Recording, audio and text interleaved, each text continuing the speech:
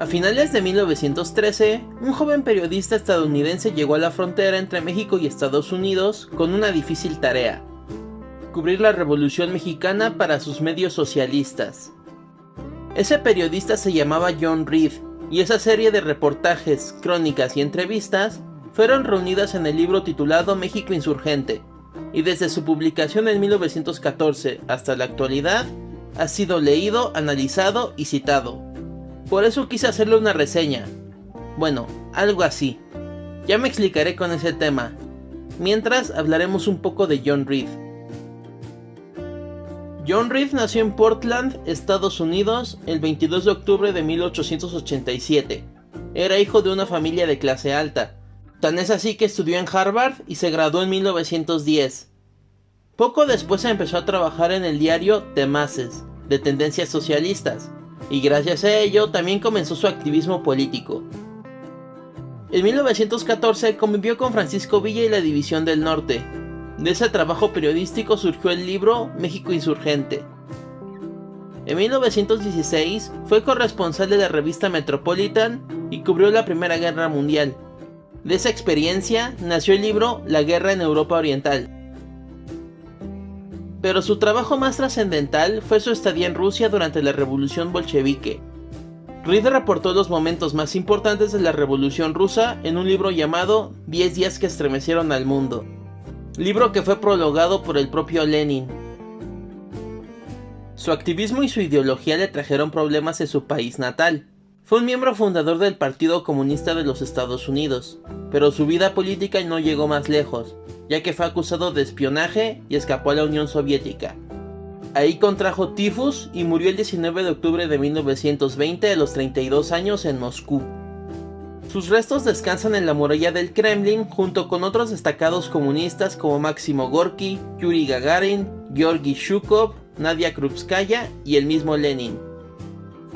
Sobre el libro de hoy, México Insurgente se ambienta en uno de los periodos más importantes de la revolución, la lucha contra el huertismo. Es decir, durante los pocos meses en los que los principales caudillos revolucionarios dejaron sus diferencias de lado para luchar contra la dictadura de Victoriano Huerta. El libro se divide en 6 partes en las que se narra el poder de Tomás Urbina en Durango, la sangrienta batalla de Torreón, una breve impresión sobre Venustiano Carranza y un gran e interesante retrato sobre Francisco Villa. Reed escribe con su gran habilidad de escritura lo que fue la vida con Pancho Villa. Tuvo la oportunidad de ver al Villa administrador cuando fue gobernador de Chihuahua, en el que dejó constancia de su proyecto político. Reparto de tierras, fundación de escuelas y acceso de las clases bajas a los alimentos fueron la prioridad de su gestión. De igual manera, vemos un poco del pensamiento político de Villa a través de frases como: lo único que se puede hacer con un ejército en tiempos de paz es hacerlo trabajar. Un soldado ocioso siempre piensa en la guerra. Soy un combatiente, no un estadista. No tengo suficiente educación para ser presidente. Hace apenas 2 años que aprendí a leer y escribir. Hay una sola orden de mi jefe que desobedecería: ser presidente. Los ejércitos son el mayor apoyo de la tiranía. No puede haber dictador sin ejército. También se aborda el tema de Francisco Villa y las mujeres. Las acusaciones de violación a Villa no son algo de este tiempo. Existieron prácticamente desde que inició su bandidaje. Reed le preguntó sobre el tema y respondió: nunca me he tomado la molestia de desmentir esos rumores. Dicen que soy bandido. Y bien, usted ya conoce mi historia. Pero, dígame, ¿alguna vez se ha topado con el marido, padre o hermano de alguna mujer que haya violado? ¿O siquiera con un testigo? Como se puede ver, el libro tiene un gran valor como testimonio de la División del Norte y de Francisco Villa.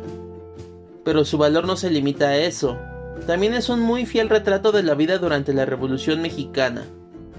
Sí, como su nombre lo indica, el periodo de la Revolución estuvo marcado por la violencia y la guerra. Pero no fue solo eso, o al menos no todo el tiempo. Las personas también encontraron la oportunidad para divertirse, para amarse, para no ser solo un soldado, sino también un ser humano. Y eso lo podemos ver muy bien en México Insurgente. Vemos bailes, peleas de gallos, que a los soldados federales les decían pelones porque eran presos que raparon antes de entrar a la cárcel. Vemos corridos, una pastorela, que los cigarros de los pobres estaban hechos con hoja de maíz, la dieta de los revolucionarios, el desdén a los estadounidenses y a los ricos, el sotol, que las tropas le decían Juanito a John Reed, a un hombre que dijo que combatía porque era más fácil que trabajar y un largo etcétera. Es una puerta a un mundo pasado, el mundo de la revolución. Al inicio del video dije que esto no era propiamente una reseña, porque México Insurgente no se puede reseñar ni criticar. Es un libro del que se puede hablar mucho, pero no creo que sea apropiado ponerle una calificación. Sería como querer reseñar México Bárbaro de John Kenneth Turner o los artículos de Regeneración de Flores Magón. Este no es un libro de historia como los que he reseñado, en los que un historiador tomó diversas fuentes y redactó la historia a través de ellas. Este libro va más allá, es una fuente primaria. Puede gustarte o no, pero es un registro fidedigno de su tiempo. Es una de las principales fuentes de información de la revolución. El video de hoy fue una manera para poder comentar la importancia que le veo a México Insurgente y las razones por las que lo recomiendo y te invito a que lo leas. La primera es porque es una buena manera de introducirse a leer sobre Francisco Villa y la División del Norte. Es un libro encantador, muy bien escrito, de fácil lectura y más corto que esas voluminosas biografías de Pancho Villa. Eso sí, el Villa y los villistas que vemos aquí son muy distintos a los que veremos en Columbus o en San Pedro de la Cueva. Es un Villa más mesurado y humano. Ese es el Villa que recomiendo conocer primero, que de alguna manera ya nos es familiar con los discursos oficialistas. La segunda, y tal vez la más importante, es porque es un buen testimonio de la vida durante la revolución, en el contexto de la lucha contra Huerta y en el norte del país, donde fueron las principales batallas.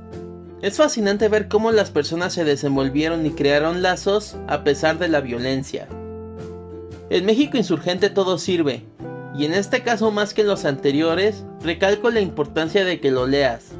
Este video y las frases que he puesto no son ni la sombra de lo que John Reed tiene por ofrecerte, y tampoco se comparan con la brillante manera con la que se presenta.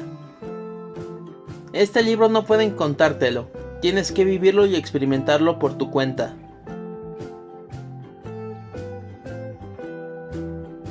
Muchas gracias por ver el video.